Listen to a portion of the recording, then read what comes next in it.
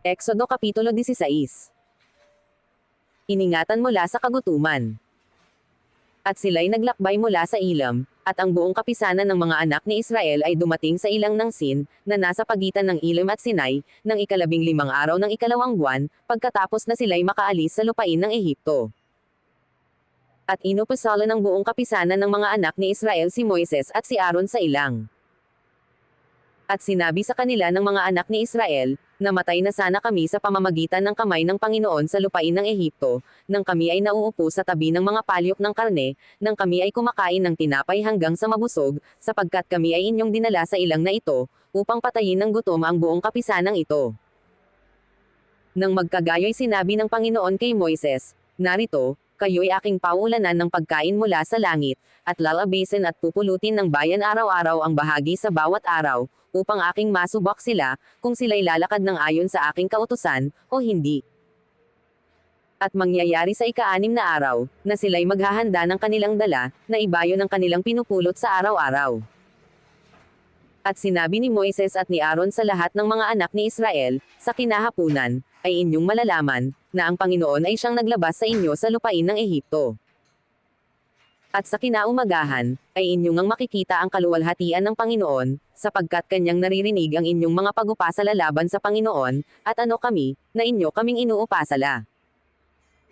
At sinabi ni Moises, ito'y mangyayari, pagbibigay ng Panginoon sa inyo sa kinahapunan ng karne na makakain, at sa kinaumagahan ng pagkain, na makabubusog, sapagkat naririnig ng Panginoon ang inyong mga pag-upasala na inyong iniuupasala laban sa Kanya, at ano kami. Ang inyong mga pag-upasala ay hindi laban sa amin, kundi laban sa Panginoon. At sinabi ni Moises kay Aaron, sabihin mo sa buong kapisanan ng mga anak ni Israel, lumapit kayo sa harap ng Panginoon, sapagkat Kanyang narinig ang inyong mga pag-upasala.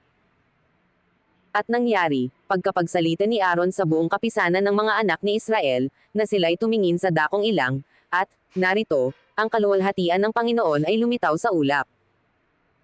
At ang Panginoon ay nagsalita kay Moises, na sinasabi, aking narinig ang mga pag-upasala ng mga anak ni Israel, salitain mo sa kanila, na iyong sasabihin, sa kinahapunan ay kakain kayo ng karne, at sa kinaumagahan, ay magpapakabusog kayo ng tinapay, at inyong makikilala na ako ang Panginoon ninyong Diyos.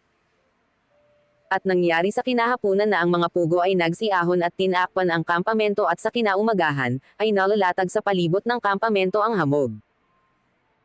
At nang paitaas na ang hamog na nalalatag na, narito, sa balat ng ilang ay may munting bagay na mabilog at manti na gaya ng namuong hamog sa ibabaw ng lupa. At nang makita ng mga anak ni Israel, ay nagsangusapan, ano ito? Sapagkat hindi nila nalalaman kung ano yaon, at sinabi ni Moises sa kanila, ito ang pagkain na ibinigay ng Panginoon sa inyo upang kanin. Ito ang bagay na iniutos ng Panginoon, pumulot ang bawat tao ayon sa kanyang kain, 1 omer sa bawat ulo, ayon sa bilang ng inyong mga tao, ang kukunin ng bawat tao para sa mga nasa kanyang tolda. At gayon ginawa ng mga anak ni Israel, at may namulot ng marami, at may kaunti. At nang timbangin sa omer, ang namulot ng marami ay walang higit, at ang namulot ng kaunti ay hindi nagkulang, bawat tao ay pumulot ng ayon sa kanyang kain. At sinabi ni Moises sa kanila, huwag magtiraniyaon ang sinoman ng hanggang sa umaga.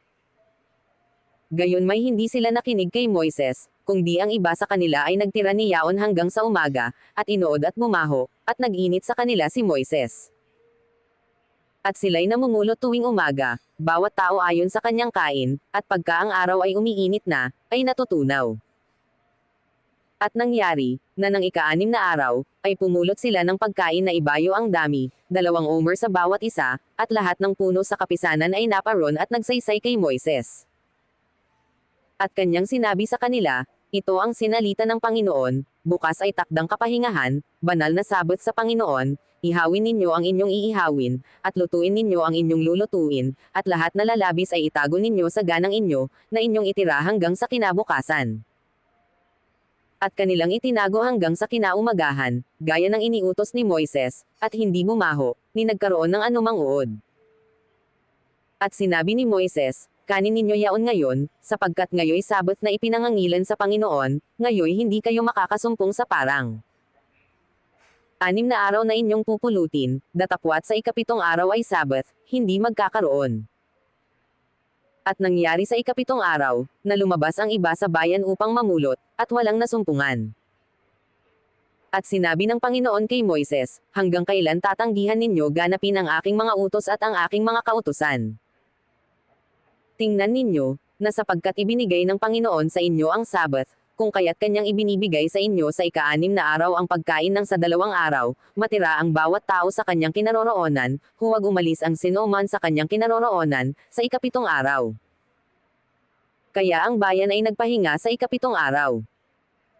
At yao'y pinanganlan ng sangbahayan ng Israel na mana, at kapares ng buto ng kulantro, maputi, at ang lasa ni yaon ay kasenglasa ng manipis na tinapay na may pulot.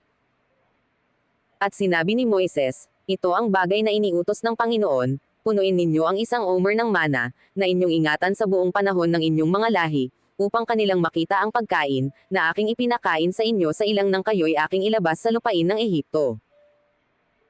At sinabi ni Moises kay Aaron, kumuha ka ng isang palyok at sidlan mo ng isang omer na puno ng mana, at ilagay mo sa harap ng Panginoon, upang mainggitan sa buong panahon ng inyong mga lahi.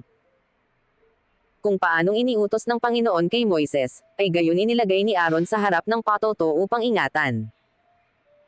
At ang mga anak ni Israel ay kumain ng mana na 4 na taon, hanggang sa sila'y dumating sa lupaing tinatahanan, sila'y kumain ng mana hanggang sa sila'y dumating sa mga hangganan ng lupain ng Canaan. Ang isang omer nga ay ika-10 bahagi ng isang efa.